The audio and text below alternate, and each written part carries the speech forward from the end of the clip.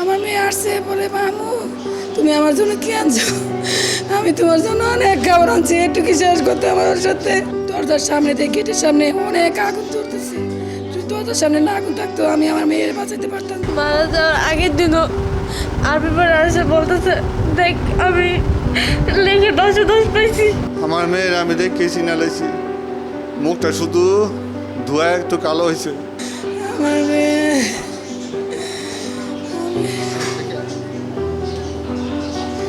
সকালবেলা ওরা আপু নিয়ে স্কুলে দিয়ে আসছে, আমি আবার একটার সময় যাই আর খাবার দিয়ে আসি। কোচিংয়ে 1 মাস ধরে কোচিংয়ে ঢুকছে, আমি 1টা বাজে খাবার নিয়ে গেছি, তখন ক্লাস ছুটি হওয়ার পরে সব বাচ্চারা জায়গায় স্কুলে যারা কোচিং না করে তারা সবাই চলে যায় আর কোচিংয়ের বাচ্চাগুলো রাখে। আমি কোচিংয়ের বাচ্চাগুলো যখন আসে স্কুলের বাচ্চাগুলো বেরিয়ে গেছে, আমার মেয়ের আমি সেটা ডাক দিচ্ছি, বারান্দায় ডাক দিচ্ছি, তুমি এদিকে আসো খাবার নিয়ে যাও। আমার মেয়ে আসছে বলে মামু তুমি আমার জন্য কি আনছো? আমি তোমার জন্য অনেক খাবার আনছি, একটু কি শেষ করতে আমার সাথে। আমি খাবারগুলো দিয়েছি, বলছি যে তুমি রুমে যা খায়ানো। আমি তাড়াতাড়ি করে আসে পড়ছি, ভিড় হয় অনেক। আমি আসে পড়ছি মেন গেটে আসার পরে গেটটা পার হওয়ার পরে শব্দ হইলো, অনেক বড় একটা শব্দ হইলো। শব্দের পর আমি পিছন ঘুরে দেখি যে আমার মেয়ের ক্লাসের সামনেই পড়ছে বিমানটা, সবাই বলতেছে বিমান পড়ছে। তখন আমি দৌড়ায় চলে গেছি, যাওয়ার পরে দৌড়াদৌড়ি করে গেছি, পরে আমার আর ঢুকতে দেয় নাই। দরজার সামনে দিয়ে গেটের সামনে অনেক আগুন জ্বলতেছে, যদি দরজার সামনে না আগুন থাকতো আমি আমার মেয়ের বাঁচাতে পারতাম যাই ঢুকে। কিন্তু যে গেটে ঢুকবো একটা গেট রাখছে, এত বড় স্কুলে একটা গেট রাখছে, আরো 2টা-3টা দিয়ে যদি গেট থাকতো আমি ওদিকে যাই আমার মেয়ের বাঁচাতে পারতাম। আর এই যে গেট এখানে একটা রুম আর এই পাশে আমার মেয়ের রুমটা, তোমার আগুন সব দরজাটার ভিতরে ঢুকতেছে। আমি দূরে থেকে দেখতেছি, তাকে কিছু করতে পারতেছি না। আর জনগণ, সেনাবাহিনী সবাই এরা আগুন তো নিভায় না, তারা রয়েছে, আর কেউ ঢুকতে দেয় না। তারপরে ফায়ার সার্ভিস 10 মিনিট পরে, ফায়ার সার্ভিস 10-15 মিনিট পরে ফায়ার সার্ভিস আসছে, পানিটা নিভাইতেছে, তারপরে নিবে না। আমার মেয়ে প্রথম অবস্থাতেই চলে গেছে। তারপরে 1টা থেকে আমি 3টা পর্যন্ত আমার মেয়েরা খোঁজাখুঁজি করছি, পাই নাই। পরে বিকাল 4টা বাজে খবর আসছে সিএমএ হাসপাতালে আমার মেয়ের লাশ নিয়ে আসছে 7টা বাজে। তারপরে আমার মেয়ের রাত 11টা বাজে জানা যাবে মাটি দিয়েছে। আমার মেয়ের আমি পাই নাই, আমি অনেক খুঁজছি, পাই নাই, অনেক খুঁজাখুঁজি করছি। স্কুলের ভিতরে ঢুকতে চাইছি, আবার ঢুকতে দেয় নাই, বেরিয়ে আসছি, মেডিকেল যেতে চাইছি। তারপরে অপেক্ষায় ছিলাম যে স্কুলের ভিতরে আছে, কিন্তু স্কুলের ভিতরে ছিল না। সকাল 7টায় যায়, বাচ্চারা শিশুরা কী খায় সকালে, রুটি টুটি খায় যায়। তখন 1টা বাজে ছুটি হয়, ছুটি হওয়ার পরে বাচ্চার মায় 1টা বাজে খাওয়ান দিয়ে আসে, বাধ্যতামূলক কোচিং করতে হইব। তো বাচ্চারা খাওয়ান দিয়ে আসে, খাওয়ানোর পরের থেকে 1:10 থেকে আবার কোচিং। তো 1টা বাজে যে ছুটি হয়, সবাই বাচ্চা আইব, তো এতগুলা বাচ্চা ক্ষতি হয় না, এই দুর্ঘটনায় কিচ্ছু হয় না। তাহলে ওই 1টা থেকে আবার 4টা, তো 7টা থেকে 4টা পর্যন্ত কী করে একটা বাচ্চা ক্লাস করে আমরা বিচার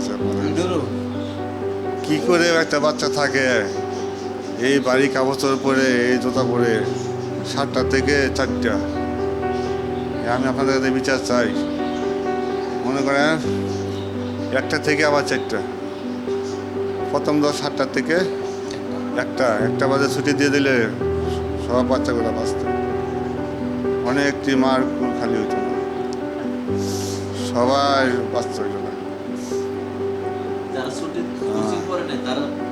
সবাই বাচ্চা। যারা কোচিং করে না তারা বাচ্চা। কোচিং হয়তো অন্য অন্য ক্লাসে না করাই দিত, কিন্তু কোচিং করাই তো সবাই দিত, হয়তো অন্য ক্লাসে করাইতো, কিন্তু আমার মেয়ের 3 ইয়ার পরে ওই জায়গায় করাইছে। ওই 3 আর 4 দুর্ঘটনা কবলিত হয়েছে বেশি, 3 ইয়ার পরে বেশি কোচিং টাইমটা। এখন ওই ভবনের গেট ছিল একটা চিকুন করে, সমস্ত ক্লাসের বাচ্চারা এক গেট দিকে বার করে। তো গেট যদি 2-3টা থাকতো, হইলো দক্ষিণে আর উত্তরে।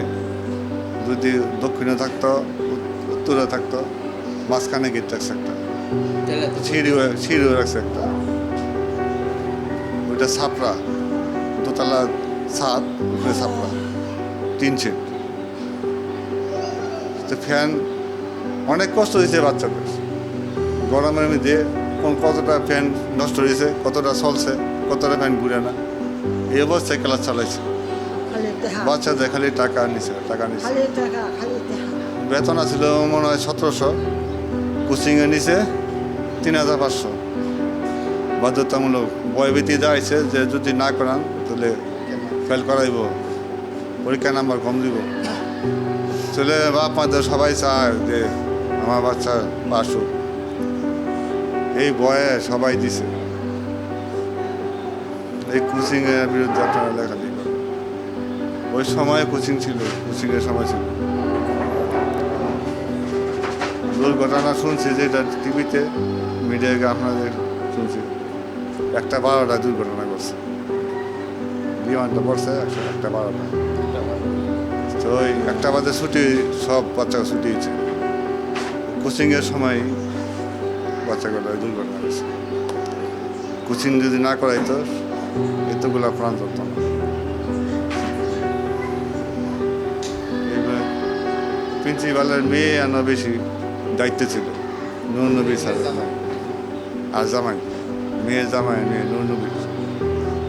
এরা খুবই খালি টাকা, খুবই চাপ দিত। কোনো কিছু অভিযোগ দিয়ে গেলে তারা ইয়া করতো না, দূরকে দাঁড়াইছে। আপনাদের নিয়মে চলবে না, এদের নিয়মে এড়ে চলবে। কোনো গুরুত্বই তো না গার্জেনের কথা। খুবই আশা ছিল, যদি অভিযোগ নিতে তাদের দূরকে দাঁড়াইতে। মেয়ের জামাই দায়িত্ব ছিল বেশি। আর বাইকনা আছে, বাইকনার নামটা জানি, কি জানি নামটা জানি না, এটি দায়িত্ব ছিল। এখানে দায়িত্ব ছিল নূরের মেয়ে, প্রিন্সিপালের মেয়ে।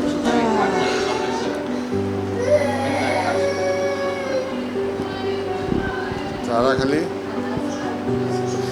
বাচ্চাদের টাকা নিয়ে খালি জমি কিনছে, আর খালি মানুষের খালি ইয়া করছে নূর নবী। দুর্ঘটনার সময় আমরা ওই জায়গায় গেছি, ভিতরে ঢোকার চেষ্টা করছি, ঢুকতে পারি নাই, ঢুকতে দেওয়া নাই। তো আমরা তো মেয়েকে দেখি নাই, হয়তো হেলিকপ্টার দেওয়া সিএমএসে নিচে গা, যে যেখান থেকে পারছে এখান থেকে তো নিচ্ছে অ্যাম্বুলেন্স দিয়ে। তো আমার আত্মীয়স্বজন সবাই একদিকে সবাই বাড়িছে। আমি গেছি উত্তরের দিকে বিচারতে, উত্তরে পাই নাই। আমার বাড়ি গেছে ঢাকা মেডিকেল, বাণী গেছে, ওইখানে পাই নাই। পরে মেসেজ দিছে, আমার মেয়ের জামাই মেসেজ দিচ্ছে, আমার বাগিনারে গেছে, আয়ো গেছে। তো ওইখানে মেসেজে যোগাযোগ করছে যে নুসাত নামে আনিকা সিএমএসে আছে, তার দিকে আসে। ওইখানে গেছে। পরে সন্ধ্যার আগে ওই জায়গায় গিয়ে পৌঁছি আমি। আমার বাগিনা ওই জায়গায় ছিল, মেয়ের জামাই ওই জায়গায় ছিল। আমি উত্তরের দায়িত্ব দেরি হয়েছে। পরে সন্ধ্যার আগে আমি গিয়ে পৌঁছাই। পরে আমার নিল, মেয়ের বাপ আইছে। পরে আমার ভিতরে ঢুকাইলো, দেখেন আমরা ছিলেন কিনা। আমার মেয়ের আমি দেখি চিনা লাইছি, মুখটা শুধু ধোয়া একটু কালো হয়েছে, আর সবই ভালো ছিল। জামাটা পরে নাই, কিচ্ছু হয় না। জামা ছিল একটু হলে জামাটা কালো হয়েছে। হ্যাঁ, চুলগুলা বেনিয়ে রয়েছে, কিচ্ছু হয় না। আর গলায় যে আইডি কার্ডটা ছিল, এক আইডি কার্ডটা কিচ্ছু হয় নাই, একেবারে স্পষ্ট হয়েছে। কীভাবে মারা গেছে নিজ চোখে দেখি নাই, বলতে পারবো না।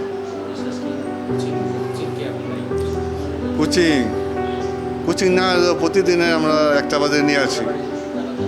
কোচিং তো কিছুদিন বন্ধ ছিল, এরপর তারা কোচিং শুরু করছে। 2 মাস ধরে কোচিং শুরু করছে আবার। এর আগে বন্ধ ছিল, এর আগে 1টার আগেই বাসায় পড়ে সব বাচ্চা 1টার আগে ছুটি দিয়ে দিত। এই 2 মাস ধরে কোচিং শুরু করছে। ওর সাথে অনেক বন্ধুত্ব মতো হয়েছিল, দুজনে অনেক ঠাট্টা মস্করা করতো, অনেক ওর সাথে খেলাধুলা করতো, এমনি বাচ্চাদের সাথে মিশতো, কিন্তু বড় বড় সাথে খেলাধুলা করতো। ওর সাথে খুবই ফিরে ছিল। আমার মেয়ে কান্না করতে করতে শেষ। আমার মেয়ে বন্ধুর সাথে কান্না করতেছে, ওর সাথে অনেক বন্ধুত্ব মতো সম্পর্ক ছিল। কারণ বাচ্চা বেশি বাইরে বাচ্চাদের সাথে মিশতো না, করে থাকতো, ওর সাথে মিশতে ছিল। আমার মেয়ের মেয়েটা, আমার মেয়ে ওর সাথে ঘুমাইতাম। ওর সাথে ঘুমাইতো। আমার কোনো কিছু লিখলে, ছবি টবি আঁকলে ওদের সাথে শেয়ার করতো যে আমার এই ছবিটা আঁকছি। আমার মেয়ের আরবি হাতে লেখা অনেক সুন্দর।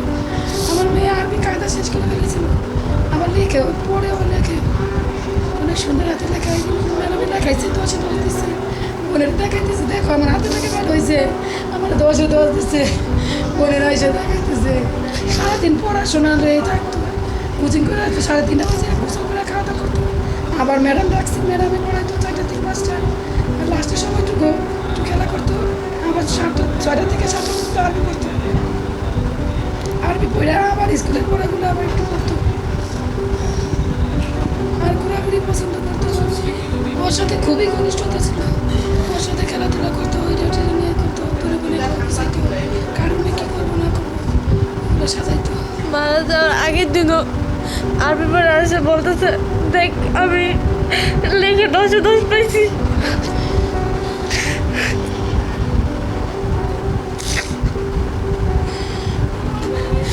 সব ড্রয়িং করে আমার দেখাইতো, বলতো দেখ সুন্দর হয়েছে না? আমি বলতাম না, আমারটা বেশি সুন্দর হয়েছে।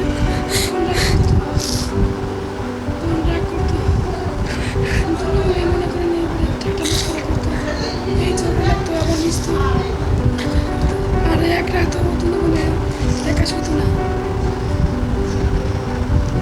রুমটার মধ্যেই শুতো।